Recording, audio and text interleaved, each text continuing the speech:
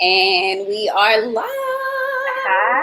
Hey. Wednesday. Today is September 16th. Shout out to my mom. Happy birthday, Mom, if you're watching. Happy birthday, Mom. Happy birthday. Feliz cumpleaños. And And my also, daddy's birthday was yesterday. oh, Virgo. Okay. Virgo life. And I'm Virgo rising. My niece is actually, my niece I like Virgos. Virgos are very organized people that like color too. Oh, she said, oh. Yeah. That's a good word for it, organized. My mom's a Virgo too, so you know. I Shout get out to Mom. Okay. When is your mom's birthday? Yeah. We love the Virgo. August 31st. Oh, hey. That's my sister's birthday. Oh, Look at hey. that. Shout out to all the Virgos that are tuning in. We want to welcome you to another episode of Yup Live. We are doing part 1 of our new series talking about relationships in a social distancing current climate with all the craziness that's happening in the world. We want to talk to y'all about that. But before we get into it, we have some really good news topics to cover because we want to make sure everybody is up to date with everything that's going on in the world. So I'll go ahead and kick it off with the climate. As we know, it's real. And then we'll talk a little bit about that later. But climate, As we know, hopefully everybody knows that. I don't think everybody knows. For the second time in history, there has been 5 tropical cyclones in the Atlantic. Not all of them are of equal strength, I would say. But it is a very serious thing. It is something that we have to look at. 2020 has just been a crazy year. So to have tropical storms, cyclones, hurricanes, all of these things going on, and now something as historical as five total tropical cyclones happening in one part of the country is just ridiculous. As we know, they've probably only just hit landfall today, so we will keep you guys updated on the impact. So far, no devastation, so we just want to make sure we're keeping everyone lifted that are being affected in those areas, and do what you can to just stay safe and continue to social distance as well. And then I'm going to pass it on to Ms. Gigi, who wants to talk about another crazy climate situation that we're dealing with. Listen, these fires in California, the California wildfires are insane, but it's not just California, it's Washington, it's Idaho, it's even some parts of New York City. It is, it's insane. They say that like 750,000 acres in one part of Fresno have actually been affected. 27 people dead in total, like just in the state of California from the wildfires. And so it has been really brutal on people not only in Los Angeles County but also in the Bay Area specifically. The air quality is horrific. They keep saying that, you know, if you can avoid going outside, please do. It's really, really bad. And so I don't know if some of you guys heard or not, but President Trump actually met with Governor Gavin Newsom. And so he had some interesting things to say when he was asked about global warming and climate change. It's not funny, but he really was like, it's going to get cooler, you just wait. So I think that was a very interesting response to that. Like, I was like, I know I'm not supposed to laugh, but it's going to get cooler. Let's just wait. And he actually kind of blamed California, was like, I've been telling you guys this for years. You need to, clean up the environment. And he listed some things that he felt like California needs to do in order to have this forest fire prevention. But I'm not going to lie, there was definitely a lack of empathy for those who have lost their homes, their land, as well as their loved ones. And so, I think he could have handled it a little bit better. But what can you say? I can't really say I'm surprised. He's a man that speaks how he feels first and probably thinks about that later. So that is the wildfires that's going on. I guess I'm going to pass it over to, you. I always do that, right? I wanted to give a legal update on the case of Breonna Taylor. As many of you may have heard, recently, a few days ago, the city of Louisville, Kentucky, settled a case with Breonna Taylor's family for a settlement amount of $12 million. Obviously, that's a step in the right direction. That's something for the family. However, there's still a lot of controversy surrounding it because people are saying that justice has not been served. I also wanted to highlight the difference between a civil judgment and a criminal judgment. So in this case, right now, a civil judgment has been made, which means the $12 million will be awarded to Breonna Taylor's family. That doesn't stop the criminal case that still should be going on right now. In a civil case, the reason why, in my humble opinion, they went ahead and dished out the money was because there's a different burden of proof. The burden of proof in a civil matter is a preponderance of evidence, which is more likely or not, or like 50%. So you have to, about 50% of the time, be able to say, okay, something was wrong or something happened that caused the death of Breonna Taylor. That's where the $12 million comes in. Now, on the other side of the criminal matter, the burden of proof is always beyond a reasonable doubt. That some say is 85%, other people say it's like 99% of the time. But it's a higher burden of proof, which is the reason why the criminal case hasn't moved as far as the civil case. Also, on the criminal side, there's been talks about letting it go to a grand jury. A grand jury selection process basically is when you have 12 to 15 individuals. A prosecutor will come in and give all the evidence to those individuals, and they'll come back and say, is it in any way, shape, or form possible to build a case against the people that killed Breonna Taylor? If the grand jury comes back and says yes, then that just starts the criminal process. It doesn't mean anybody's convicted, doesn't mean anybody's going to jail, but at least we're trying to get to the start of that. So her family is still upset. A lot of people in the media and pundits are saying that justice hasn't been served because traditionally in this country, we know if you kill somebody, you should go to jail. And also a monetary amount, no matter how great, isn't going to bring someone back to life. Now that segues me into my last point, which is this. As Black people in this community, especially around this movement, I've been a loud proponent of disenfranchising the prison industrial complex. That is because it doesn't do anything for us. We know we have pay for play prisons. We know that it has been disenfranchised and it has been used as a tool against Black people. However, the irony comes in when we're in situations like this, where a police officer does something wrong or somebody outside of the community does something wrong, and people are still asking to use this same prison industrial complex that out of one side of our mouths we're saying we don't want, and out of the other side now people are arguing for. So I wanted to open this up to my other panelists and to the people watching right now. How do you guys feel about that juxtaposition or that contradiction? Should we use the prison industrial complex sometimes, or are we always against it? I'll let anybody chime in with that one. I know it's pretty heavy. I'm always against it, me personally. Okay. And we spoke about it in our meeting, me, you, and our producer, Catherine, about Orange is the New Black, for example. Yeah. That highlighted this issue, that highlighted the private prison system, that highlighted the fact that like you said, pay for play, or that's how I think about it. And that it's a major issue, and it's what's going to keep a rotation of inmates and people coming in who may not deserve it. And yet and still we have killers, aka some cops, not all cops, that still get to walk the street and, or be let out on leave. I think only one cop has actually gotten fired from the Breonna Taylor incident, and the other two are still on leave. So I think it's just, the whole system is just very contradictory. And I'm happy that her family is getting some sort of payment, but it's almost as if they're admitting guilt but not admitting guilt at the same time. So I don't know what the legal ramifications is for that, Lawrence. Maybe you can speak to it a little bit more, but that's just how I feel about it. Again, I think they're admitting up to that 50% threshold. So I hate that it's like this, but in the criminal justice system, it's like, hey, if you can get to this threshold, we can pay you money. But now we have to be 85% to 90% sure that something was wrong in order for us to put somebody in jail. And so even the civil case, it's not going to do much in proving or getting anybody put in jail.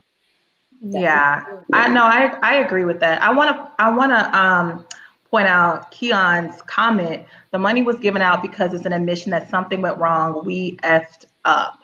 So I agree with that. I feel like anytime something happens, like they're like, okay, we're going to give you this money to make you feel better, but not give you the justice. And some people, if you guys are like having conversations or on social media, they're like, well, they gave $12 million. And so that should be fine. I mean, at least they have $12 million. And it's like, you can't bring her back.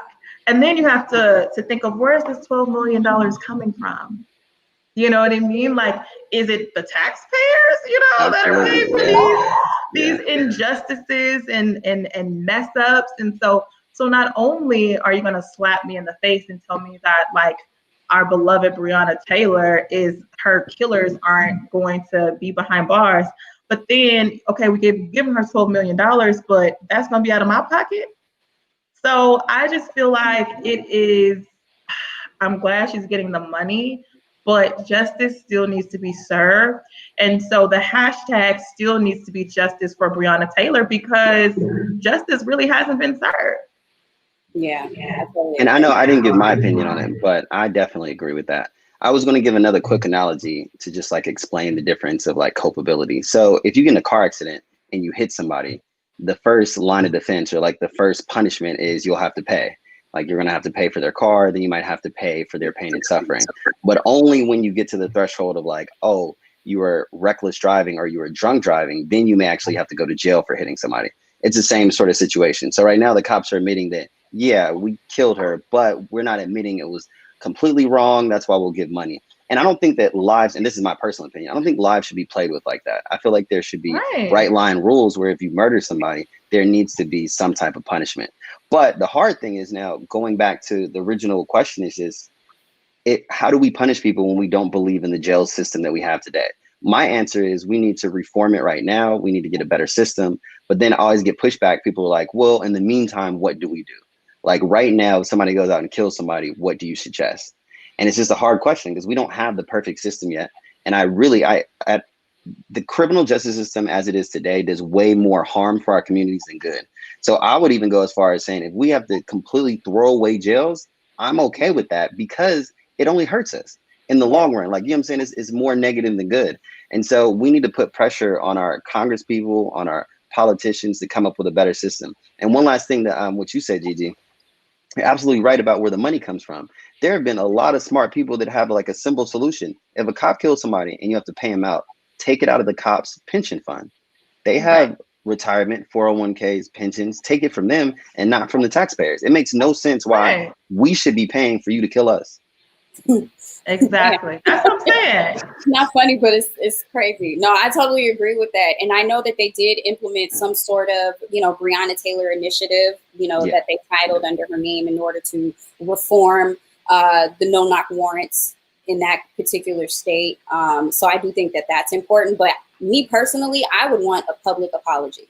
I would want a public apology. I would want them to say, if I were her family member, money, okay, you gave us money, but that's you're valuing a priceless person's life who was a upstanding citizen who was saving lives even, within her career. And she was a good person. They couldn't find any dirt on her. They tried to find dirt on her boyfriend. $12 million, of course, is nowhere near enough. But I would want a public apology. I would want it on the record. We were wrong. We did this wrong. And moving forward, we're going to do X, Y, and Z to do better. So it's bittersweet. And her mother, every time I see her mother on the television, it breaks my heart. Not to mention, also, these cops they didn't just shoot her.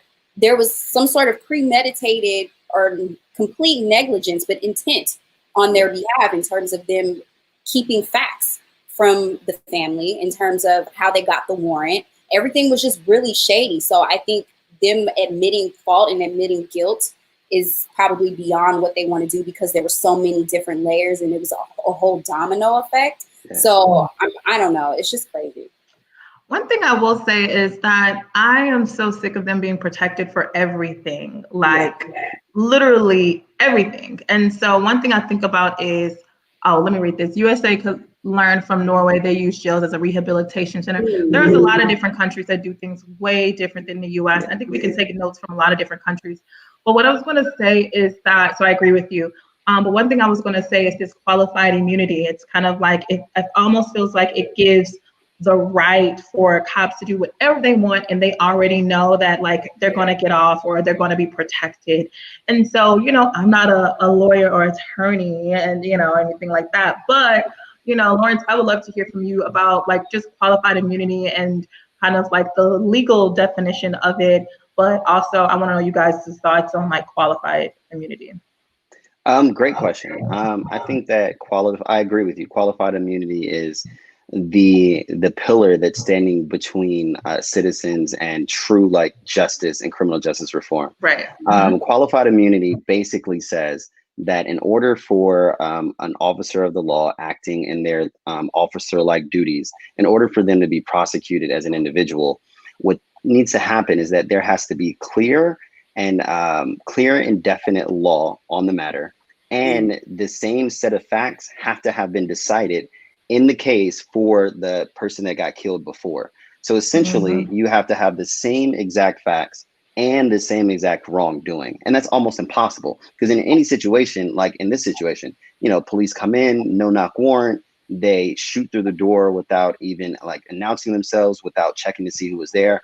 A judge would come in this situation and say, well, has that happened? Specifically, that happened before. And even if everything happened the exact same way, except in the other case, let's say it was an actual knock warrant, that would be enough to exercise qualified immunity and say, well, you're immune because it hasn't been decided.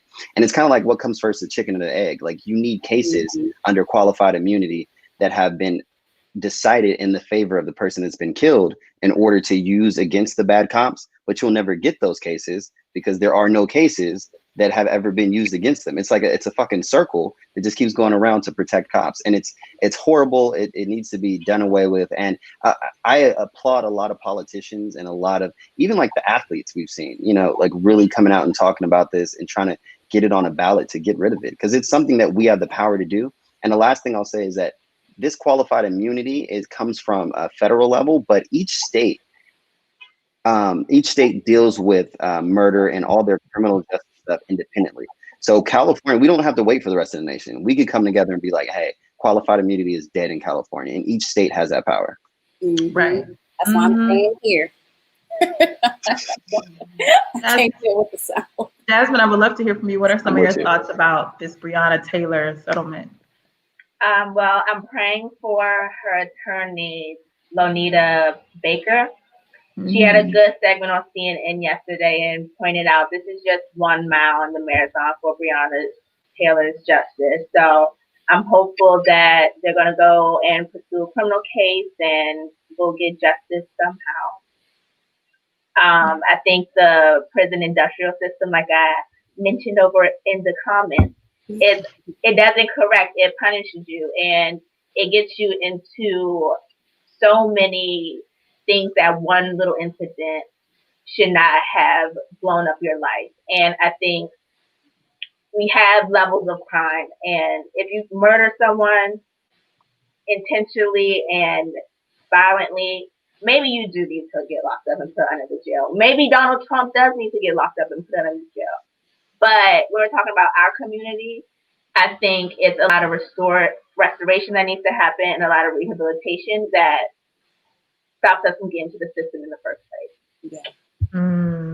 I like that you said that, Jasmine, because the reality of it is once someone is in the system, it's almost like there's a hit or a target on them and they can't get out. It's like they're continually like, well, one, jobs are harder.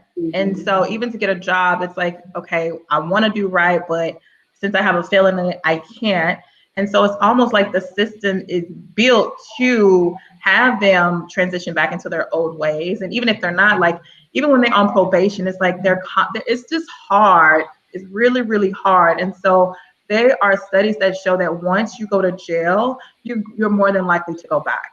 And that's just unfortunate because it's systemic for sure.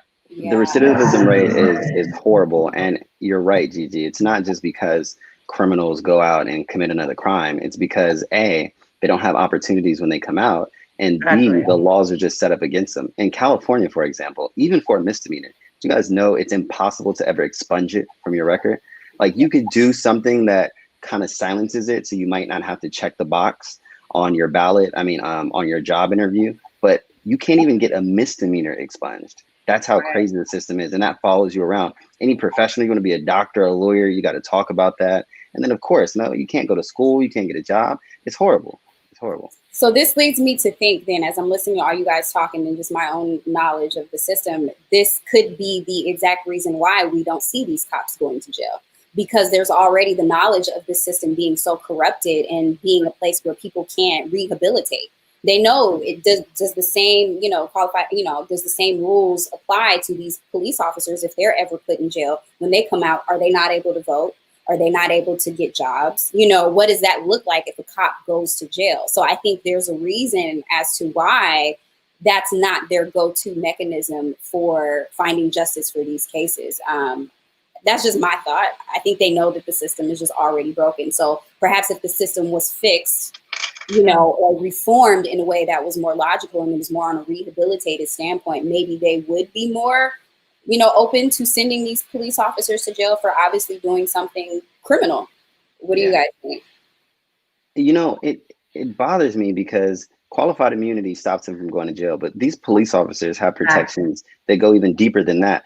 Most states, when you get fired as a police officer with cause because you did something shady, like beat someone up, you could still get hired in another district in like a different state or a different area. So they just bounce around with this bad record. Like, I don't care what job you have. Like, if you're a bank teller and you steal some money, you can't go to another bank. A bank in another city. If you're a lawyer and you get disbarred, you can't just go to another state and be like, I'm going to get barred here. But they let police officers do stuff like that. So, I think the time is here and now, and it's really good that everybody's focused on it. But it's just so many laws that we need to like undo, that we need to like roll back. So many protections or so many years have got us to this place where cops feel like gods. They feel like, I'm going to do what I want to do out here and you can't do anything about it, because they know most people don't know their rights. And even if you do know your rights, they still have all these damn protections. Right. Yeah. And you don't even have the initiative to enforce your rights because it's like your word against theirs. Yeah. Right. And that's the exact reason why we always like to stress on this particular platform to get involved with your local elections. Know who your sheriffs are, know who your sergeants are, know who your county and local officials are, know who these people are that we're putting, in charge of our safety, and in charge of our livelihood. So, we're going to have another episode later on where we're going to get a little bit deeper into propositions and certain things that affect us on a more local level. Go ahead. Were you saying something? And in addition to that, your DA and prosecutor, how we always talk about how we hate Kamala Harris because she was a prosecutor. Then pick the prosecutor that you want. Right. That's the position that you vote into. Know who your judges are, because those are the people who are making the decision to whether you're going to jail for a certain amount of time, if you're going on probation or what have you. So I think learning the court systems and knowing how to prevent yourself getting into the system, what's happening when you're in the system and after the system, is important. I just want to piggyback on one quick point on that. You're absolutely right. Prosecutors know who your mayor is, but just politicians in general. I have two friends right now running for city council. One, Christian Green in Lancaster. Shout out to him. Another, Devin Murphy. Devin's running for city council in Pinole. If you even know your city councilman, like if I get stopped by the police, you can call your city council member and be like, hey, this police officer stopped me. What's going on? And they have the power, that direct connection with the mayor and stuff too. So don't always feel like you have to, know the head honcho. Anybody in this political, just know your politicians, know who's running stuff in your city. Yeah. And I think that I like that you said that, Lawrence. It would be nice if we had a system in place that if we did incur like injustices in that moment, we have something. And I think, Jasmine, there's an amazing app that you can tell us about that is helpful in those tough situations. Yeah, so if you are getting pulled over by the police, if you are being attacked by one of these Nazis at a protest, text Just Us to 31996, and you'll get the app sent directly to your phone. You can check in with your family members or your organized community or other activists or just your homies. With the 5-person check-in system, you check in so that everyone knows you're safe at the end of the day or in the morning or what have you. And then also, if you're in these encounters, you're able to live stream to your 5 designated contacts. And if you accelerate the alert from the help button, you will stream it to people in a 3-mile radius. Yeah. Dope. That's super dope. So we're protecting ourselves out here. So yeah, Jasmine out here saving lives. Look at that. Saving lives. Saving lives. And I think this is a great app because police don't have a lot of training. One thing that Keon Bowen said is all you need is like a year of community college and then 2 months of police training. I'm like, what is really that? And then Christopher McLean said, I did more schooling for graphic design. Right. True. And I just can't, but it's true. They need a lot more training. So, and the thing is, you would think that they'd be able to, or they need law degrees, or they need kind of, not, I won't say military training, but like the escalation training equivalent to basic training, if you will. Yeah. Right. Where they're having a way to de-escalate situations, having training so that they can communicate with people. I remember, I think the other day I saw a woman who was on her property. Her son was on her property, but he had ran a light prior, or ran a stop sign prior to parking in front of his house. And the mother was saying, you know, like, if you're going to give him his ticket and go. Well, the police was just sitting there and saying, no, I'm not going to go. I'm not going to go in front of this woman's property. And those are kinds of situations that police right now, I feel like, are having, where they want to intimidate people. And of course, the girl had on that Black American flag with the blue stripe. And they just want to intimidate us. So I think kind of vetting those type of people and who you're bringing into your force. And even the Compton Sheriff's Department, they have their internal, what is it called? Their internal organization of Nazis or radicals or something like that, who are infiltrated in the police force and who are out here killing people in Compton. And so they're being shot and killed in Compton. Exactly. What happened a few days ago. Yeah, absolutely. Yeah. So yeah, it's crazy. Yeah, we need to just, you know, be mindful of that. And again, make sure we are checking in with our local politics, our local elections. I would like to get to a place where we're not afraid of the police, but it's good to know that we have apps like Just Us that are out there. I know me personally, you know, having dealt with a police brutality situation with my father, from now on in our family, we have a rule: anytime anybody gets pulled over, we get on the phone and let the person know exactly where we are, exact locations. We'll have the phone on speaker, tell them the cop's name, the whole shebang. So, you know, make sure we're protecting ourselves and each other.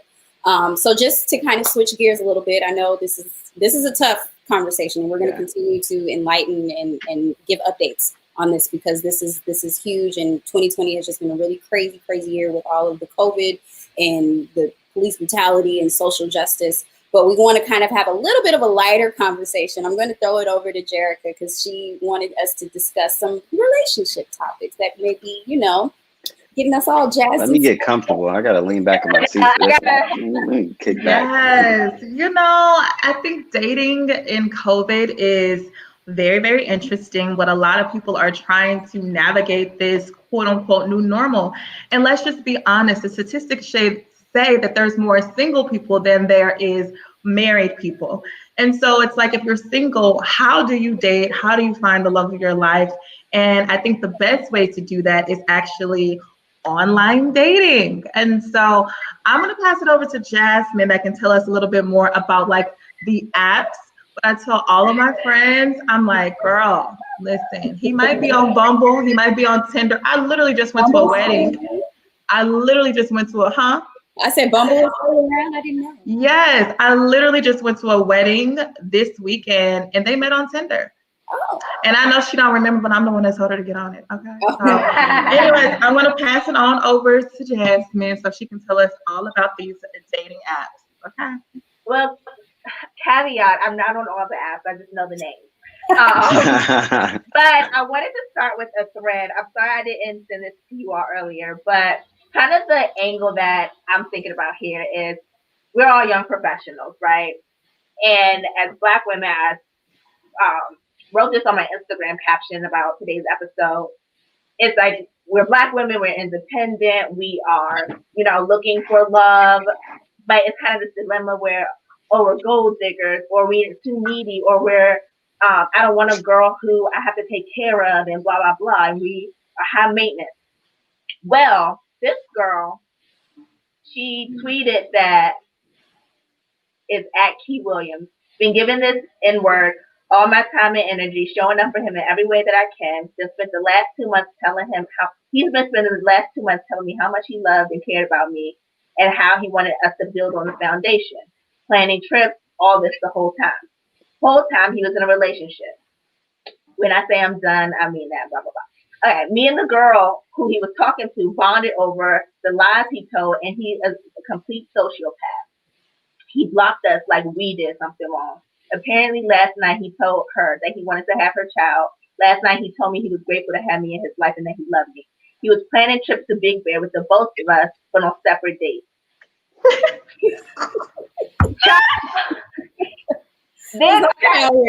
So, and if that's not the worst, another girl retweeted her and said, in case y'all were wondering what I've been doing the past couple of weeks, allow me to introduce myself. I'm girl number 3. Ooh, child. So, you know, I don't know if it's the cesspool of Twitter that I'm in, but I get a lot of these stories from women who are smart, ambitious. Like, I don't know what their personal lives are, if they're crazy or have emotional stability issues or what. However, online, they look like, yo, you poppin', I want to talk to you. But then we're running into the same crazy. Everybody looks like they're popping online. All right. Everybody's Instagram and Twitter. Like, you don't know what these people's personal life is like. And then for every one of those anecdotal stories, I can give you 10 other stories of some gold digging woman that was like out to get a dude and was playing him and all this other stuff. Right. And like, that's a lot of stuff. I hear that from men all the time where women are, you know, the worst scum of the earth. So it's like, how are we healing ourselves? I don't know if we need to heal ourselves. I don't know if we need to trust each other more. I don't know what the disconnect is, but it's hard out here for us. I have a question. Is because I was, you know, Girlfriends just came back on Netflix, so I've been binging a little bit as I cleaned up around my house. And there was like one of the very first episodes was about Joan and the other girls meeting up with guys that they met on the internet, you know, because that's what it was back in the early 2000s. It was just the internet. Is the same stigma still prevalent in terms of social media dating or dating online apps? Do you feel as though there's still a negative connotation? Like, or do we automatically think the person is crazy, or what do you guys think? No, you know, even my brother, when he got married in 2006, he got married from dating an app. But like Jerica said, she went to a wedding this weekend where the people met on Twitter. One of my closest friends, she got married last year, met him on Tinder. So I think there are opportunities. It's just you got to sift through the trash to get your king. The trash. That's right. You know, I definitely think it depends on sometimes where you're from. I think that people from the South are kind of a little bit more traditional. And, you know, I'm from Texas. And so it's like my Texas friends that are here, because, you know, Texas friends that live in Texas, they already married with 3 kids. But the ones that are actually in Los Angeles, they're like, I don't want to do that, Gigi, no, blah, blah, blah. And then one of them, she said she met a fine Armenian on there. She's like, girl, I didn't even think I was going to date an Armenian, but he's just great. And so I just think it's about stepping outside of your comfort zone. And so if you are looking to online date, I would say, 1, make sure that you're ready, meaning that you need to handle that baggage that you have within yourself, because you don't need to bring that into your next relationship. 2, make sure your profile is cute. Okay. Like, if your pictures look boring and I wouldn't want to date you either. You know, you wondering why you ain't getting no matches. Your profile is boring. Okay. Make sure it looks fun, engaging, good lighting. Don't have other people in your photo.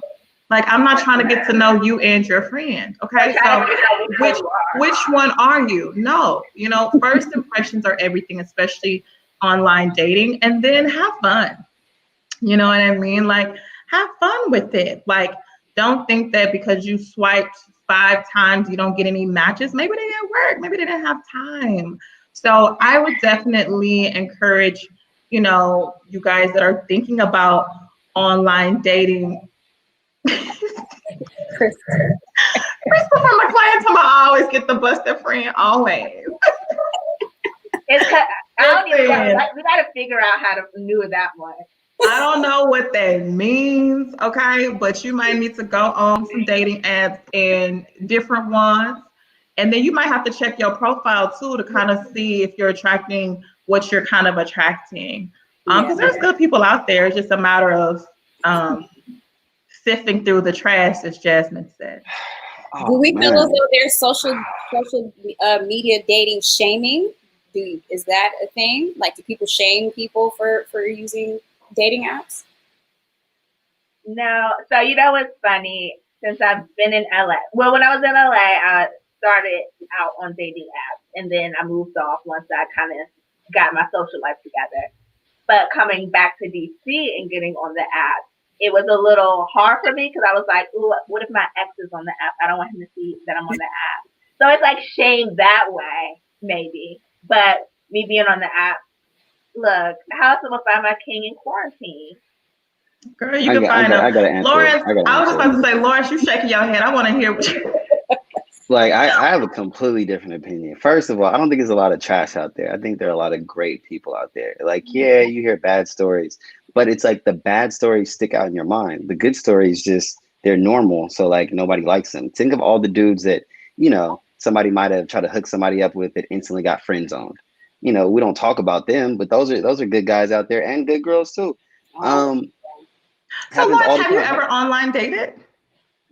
Oh, right into the question. I'll answer that one. I've been on apps like in the past, but like my thing is I look at relationships, especially like being single and dating, you do have to diversify. Like when I'm single, I'm not out here looking for a partner. Like I'm gonna be on the apps, I'm gonna be swiping. If it happens, it happens. I'm also gonna be like active in my life. I try to be like a fun person, so I like to meet a lot of people. So, you know, be active in whatever you do. If you're in school, be active in your organizations. If you're at work, you know, go to like the work picnic or whatever. Do like be out there. Like you got to be outside to meet somebody. That's my thing. Even in like COVID, like drive around. I don't know, go to the car wash, do something. Like I'm gonna do this. I have met people at the car wash. The car wash and the gas station. Really? And the gas station. And the gas my tank. So I'm like, amen, thank you. God is so, you know, just be outside and then keep it. This is some advice that my uncle gave me years ago. Keep it light. Keep everything as light as possible for as long as possible. Because like feelings are gonna come, people fall in love, all that heavy stuff is gonna come. But in the beginning, keep it as light as possible so you can date more and you can get to know like more people. So you're settling down with the right person. I feel like a lot of people, they find somebody and they had the perfect profile, they got the perfect life, and you met them and went on one date and now you're all in. Like keep it light. Just take your time with it. Multiple people at once. I'm saying even if you think you found the one, still keep that light. You don't just I don't care how perfect that person is. You need to date them for a little while. You don't know what that person is.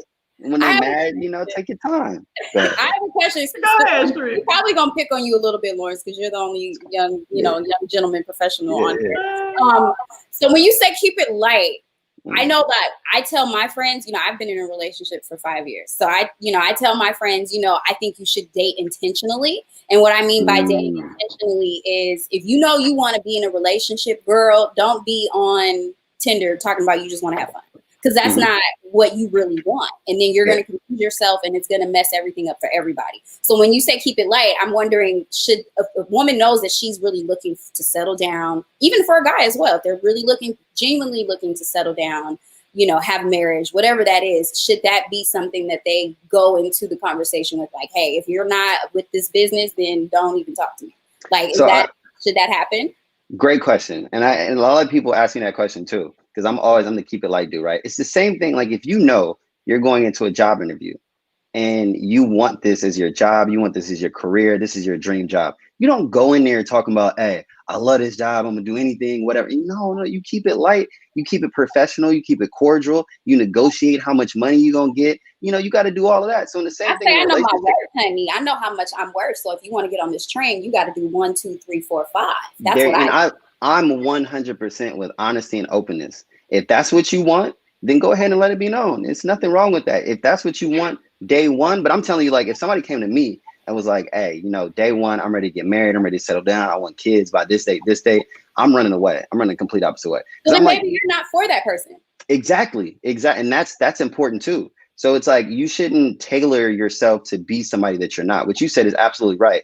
Like if you coming out here talking about like, oh, I'm just the guy or the girl that's here for fun, and that's not you, you shouldn't lie, because all you're going to do is set yourself up for failure in the long run. But my advice is to at least in the beginning, wait before you put all your eggs in that basket. I just see so many people see a great profile, see a great person with a great job, with a great family, and want to jump in. And like, if you take a little more time, wait 3 or 4 months before you start putting it in, it's a lot better because you don't know who people are.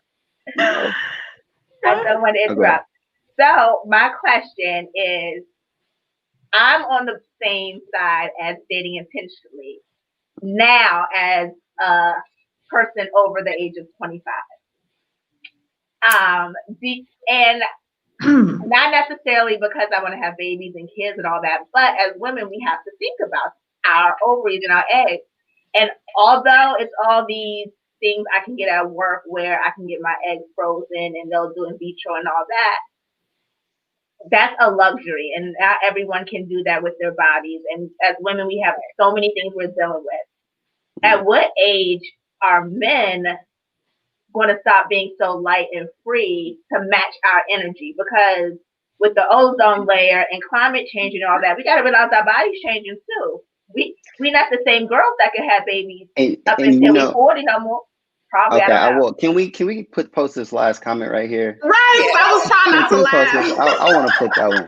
That is a great post, my brother. Put all your eggs in one basket and then be mad when you drop the basket.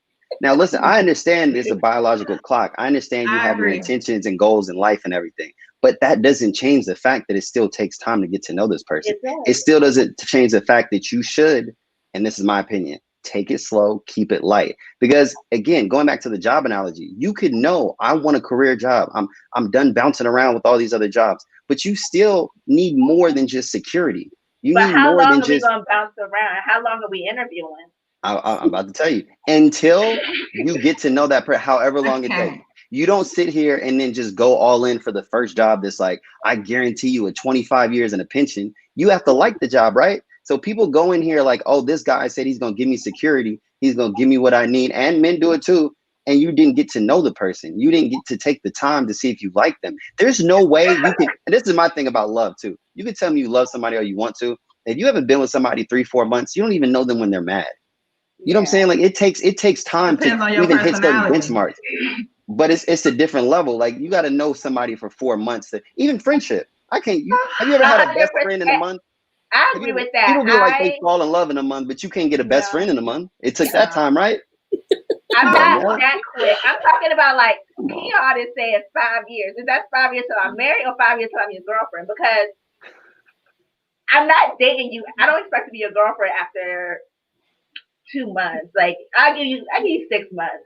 But after them 6 months, if I'm not your girlfriend, then I need to move on. If I'm dating you for 2 years at this point and we're not in an established relationship, then what the hell am I doing? I couldn't agree with you more. 1,000. If we're talking for 6 months and you want a serious relationship and you don't have that, please move on. Like that's period. And that goes for any Right. I'm torn in between both of you guys, like Sharik, Jasmine, and you, Lawrence. I do think that you should be very intentional about what you want, and I don't think you should settle. Right? Like, I do think you should be upfront about what you want, but I do think it's a way in which you do it.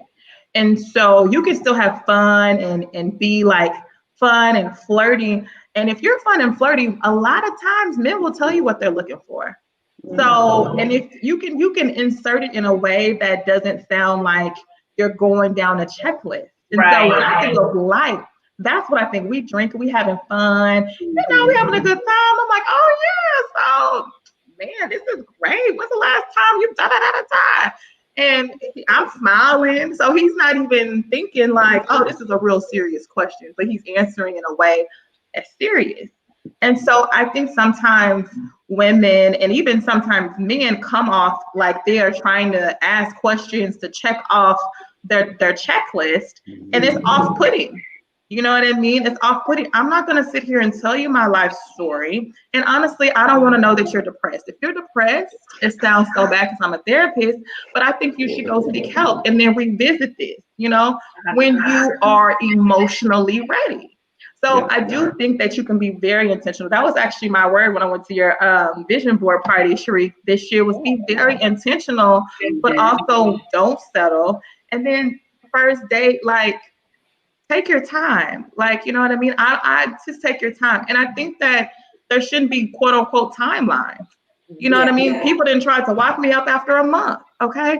Now I wasn't ready, but I just think we have to be intentional about where we are and open line of communication. And I think that you'll fare way better that way. And if you aren't on the same page, then bow out gracefully. There's a billion people, billions and billions of people in the world. Billions. Yeah, I think the reason why we wanted to have this conversation too, as it pertains specifically to COVID, is it seems as though the pandemic has intensified relationship dynamics on both ends. And today we're talking specifically about dating. So, you know, I know some people who started dating or continue dating using the apps or Facebook, Instagram, what have you. And the dating scene has just been not the same, or it was just a little bit more intensified, because what else do you have to do other than talk to this person on the phone all day or be on your app? So I feel as though people should still be careful, especially because we have this climate of relationship goals, which I think is a whole other issue that we can discuss too. Comparing yourselves and your relationship status or your actual relationship to other people's relationships. It seems as though a lot of couples were really outward with their relationships during this time, and people were starting YouTube channels about their relationships and, you know, just wanting to put it out there a lot. So I don't know, what do you guys think? Do you feel as though it's intensified, or do you think it's made it a bit more shallow? Well, I think this is the question we talked about before too. We just got to get a baseline first. Do y'all still like date? Like what do dates look like? We kind of like brought this up in our production meeting earlier. I just want to know from y'all, what is a date? Do you expect dates like a dinner? You can't go to movies. Like what is it? I'm trying to figure it out. I think you should start off with yourself. Like, I think you should answer that question first, and then people want to know. You want to know. People want to know from a man what dates look like in COVID. Well, for me, you know, I subscribe to this, keep it light in the beginning. It's like, if we don't know each other, we shouldn't, either of us, be like investing in each other yet. We're just keeping it light, trying to get to know each other. So coffee, you know, a library, you know, go on a walk, go to a park, something like that. Yeah. But I'm not of that, because this is it. This is why I'm against like expensive first dates. It's because once you start investing in someone, you start changing the dynamics. Now, if I'm spending $300 on a date, I have some expectations, maybe not sex, but it's like, okay, well, she needs to call me back, or she needs to do this. If we keep it light and we just went on a walk in the park and we didn't like each other, it's good. It's no hard feelings. We can just keep it going. But that's me. How do y'all feel about it? I don't need $300 dates, but I need thoughtful dates. And I think I was having a conversation with a girlfriend. We say things we like in conversation. We have casual conversation about things we want to do and things we want to see. That sometimes don't cost anything. Sometimes it's $5. Sometimes it's just going to what's the park that you watch movies outside? Not Hollywood Bowl. The cemetery, Hollywood Cemetery. Doing something like that. Having a picnic at a park. There's so many options. Bringing me a bottle of wine and let's sit at the pool. Like, it's things that we can do that don't cost money, but that have more thought than me just coming over and chilling in your house. Or you ask me to come over and that I can cook dinner for you, and you bring some weed over. Like, no. Especially not on the first couple of dates. When we get used to each other and I like you enough to bring you in my home, or I think the problem is men are too comfortable of what women will accept. And I think it's because I like that. Sometimes they deal with women who are ready to come over. And sometimes we are like, if I'm having a good time at the club with you and I want to come over that night, you're treating me differently because I had sex with you that night. And you're treating me like everyone else that might be a hoe. But then you get to know me and be like, oh shit, you're actually smart. Why doesn't that dynamic change? You're still putting me in that hoe basket. Or you can be smart and have sex. You could be smart and be a hoe. I mean, I know, but but I feel like it's all like men try to make any excuse on why they don't want to settle down with a woman, or why they don't want to commit, if you will, for whatever reason. So then why are they on dating apps other than have sex? For the booty? And that was another thing I saw on Twitter recently, that a girl said or maybe it was a guy, I don't remember who said it. But they said that men love their guy friends and they just like women for sex. So they fall in love and have emotional relationships with their guy friends that they could be having with a woman that balances the yin and the yang. I've heard that too, actually. I've heard that too, actually. But I am curious, Shariq, about what you think about this dating online. Like, what are some of your thoughts? Because you haven't really told us your thoughts about dating online. Oh, wait. So you're going to press me about my specific situation. You need to press her too. We need to know specifically, have you been on the app? When was the last time? A message. I'm joking. I already said I've been in a relationship for 5 years. Okay? Right. Okay. Before the 5. Yeah, just a little backstory. We didn't meet on Facebook, but we first became acquainted via Facebook. But that's not how we met. He actually saw my profile on one of his friends' pages and was like, "Ooh, I like her." And then he saw me in person. Such a beautiful love story. So wait. You telling me it went down in the DMs?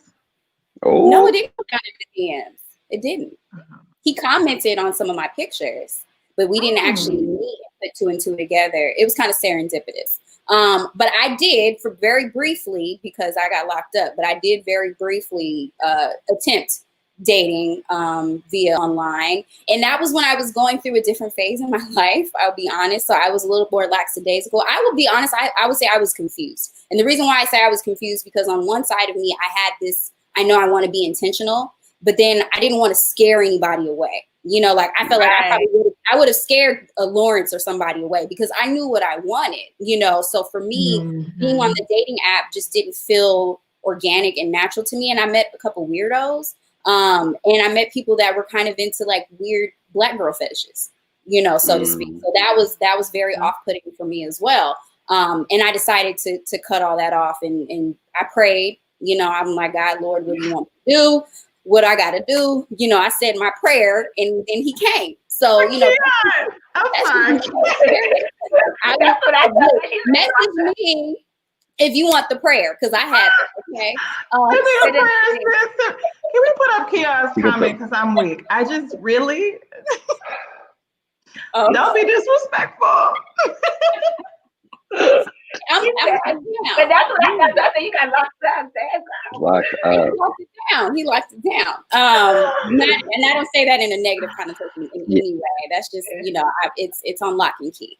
And for me, it's hard because I do feel as though there is a stigma. I do feel as though people go on there, you know, not intentionally wanting to have relationships, but to have fun. But I think people just need to be open and honest about what their intentions are. And of course, we live in a crazy world, a crazy society. Social media has created, what did we say earlier, a smorgasbord of options for people. So we're not living in our aunties and uncles and mama and daddy's times. You know, there's just too many options out there. So I worry about people just being convoluted and confused, to be completely honest. I worry about it.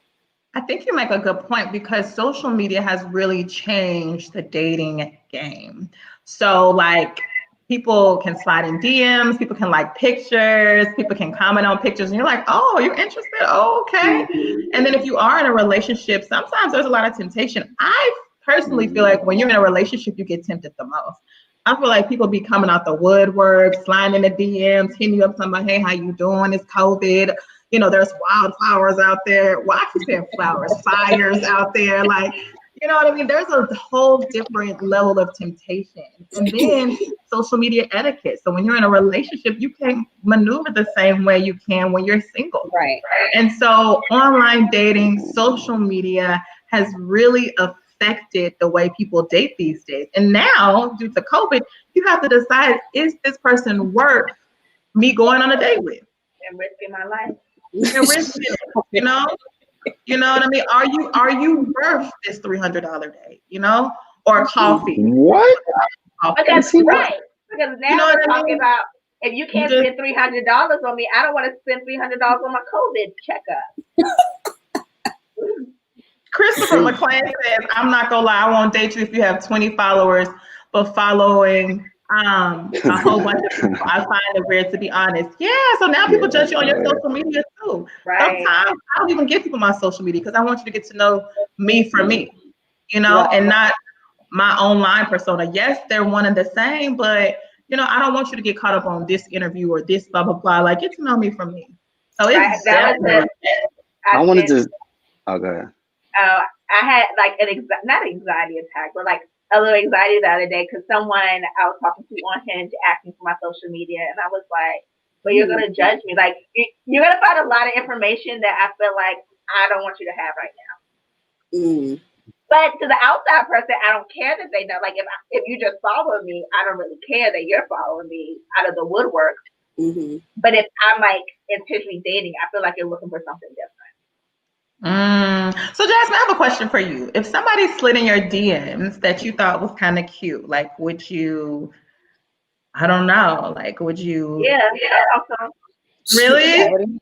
Because a lot of people be like, no, I'm not gonna do the DM. I don't know. See, I want to circle back real quick to Jasmine's comment about men out here that want to have, like you said, intimate or like real relationships with their best friends and only use women for sex. I just have to stick up for a lot of men out there. That's not the case.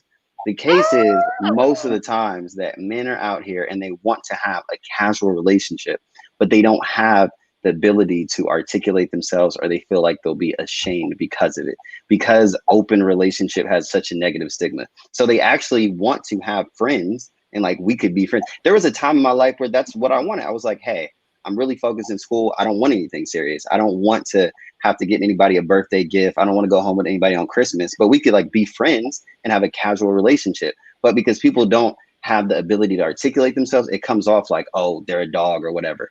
And the people that do have the ability to like say it and up front, I feel like it works seamlessly. I just feel like we need more of an ability to articulate ourselves. We definitely need more open and honest conversations for sure. Yeah. So I have a question. I think this is probably an age-old question that all women want to know. I'm going to ask you, Lawrence, and pick on you again.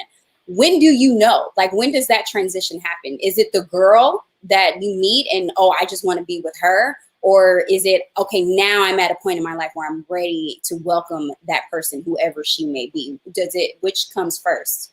For me personally, it's always the girl. It's the individual. Like you could be out here as a dude, not wanting anything, wanting to be player from the Himalayas, want to be a rapper, all of that. It doesn't matter. When that special person comes in your life, you will change and drop everything. But I will say this, it doesn't necessarily happen day one.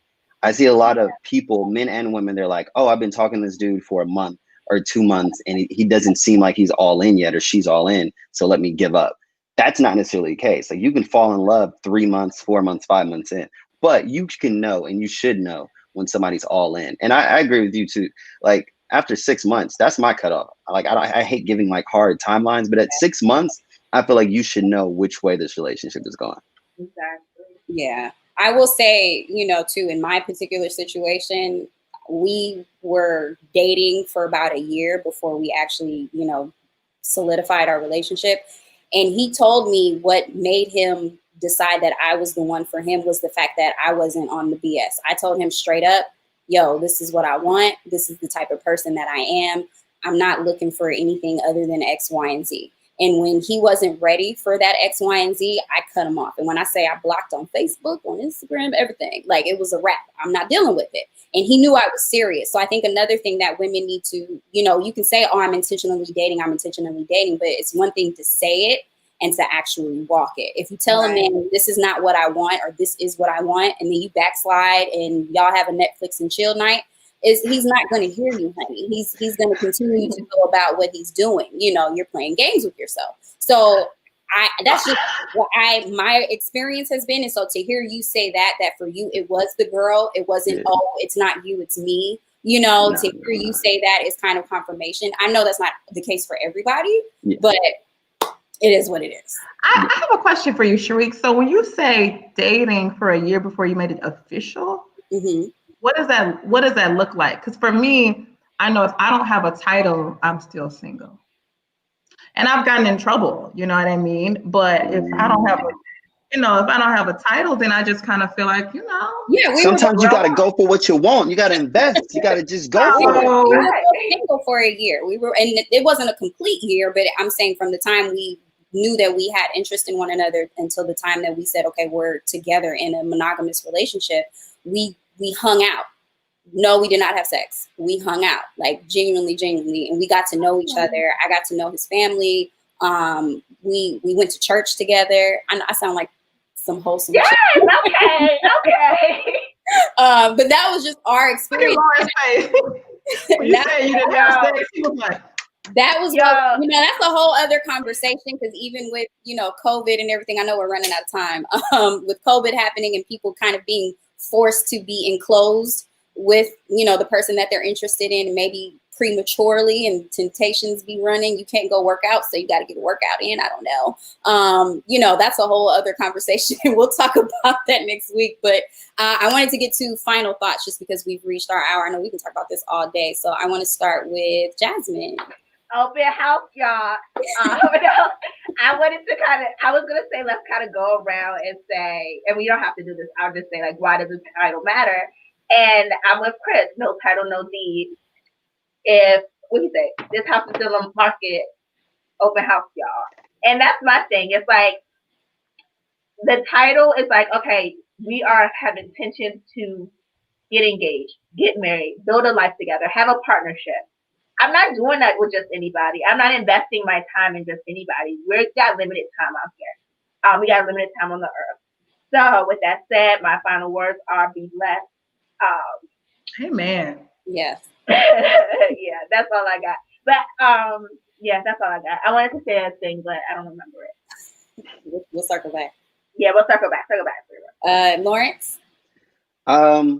Yeah, I just want to tell everybody that they should just keep it light in regards to the relationship topic.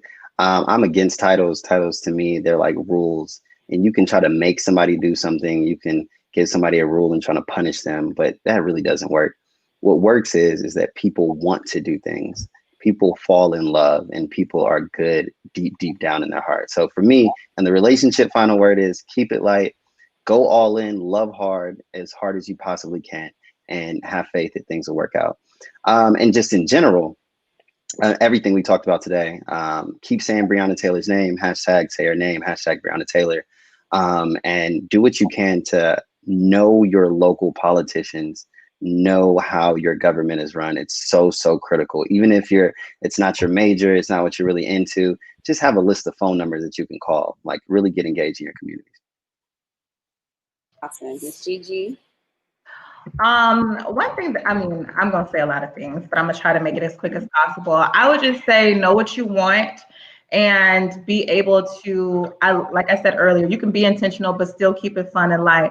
And so if you and that person aren't on the same page, then you may know that that person isn't right for you, but definitely give it time and try to get to know the person. And if you feel like you guys aren't on the same page or playing field, then it's okay to continue to date. I do think that titles are fluid depending on the person. And I think that titles work for some people and titles don't work for other people. And so I think if nothing else, you have to figure out what works best for you. I would say that if you are going to date, whether it's online or you may meet someone at the grocery store, make sure that you handle everything that you are dealing with internally, because you don't want to take baggage from your past relationships into your present relationships. And last but not least, I will say to be open and to be honest. Don't let anyone stress you out. No toxicity, no toxic relationships in 2020, and to protect your peace, because your mind is valuable and you are valuable, and know your worth. Amen. Well, I just have to give a shout out to Keon and Christopher for just going in on our comments today. If you see us laughing, it's because two of them have just been giving us the best of comments. But I mean, I've spoke about it a lot already, but I just want to say, to piggyback on what everyone else said, yes, protect your peace, be intentional, always know what it is that you want, same as what Gigi said. And I'm not necessarily keep it light, but I will say the intention is what matters. And what matters most is a partnership, regardless of the titles or what have you. I don't even like saying girlfriend and boyfriend as I'm in my 30s, because I feel like that sounds childish. I have a partner, and I think that's what's most important. And for you to define what that partnership looks like based upon your own morals and your own values. Most. I also, last little tidbit, I want to encourage everyone to check out The Social Dilemma on Netflix. as it pertains to social media and how it affects us and our consciousness and what we're being fed on a constant basis. And take a break, take a break from social media if you can, and work on yourself. And yeah, that's about it. So I want to thank everybody for tuning in, and also stay tuned next week. We're going to have an amazing married couple on, and we're going to be talking about marriage for our so tell your friends. Make sure you are following us at Yup Network. I want to thank the whole crew. Follow each of us, all of us. We got all our names. Tap in. Okay, wait, I got it, y'all. So women are becoming more comfortable with taking themselves on dates and creating the lifestyle that they want on their own. It's greater than arguing with men not doing it. Yeah, tap in. Like, this conversation is not ending here. Y'all gotta like tap in, talk to us, follow, send some comments, DMs. What's up? Well, we had two guys. You had your balance. You had two guys in the comments, and then three girls here. They did it. All right, everybody. Have a good night. We'll see you next week. Have a good one. Thank you guys for tuning in. Bye. Bye.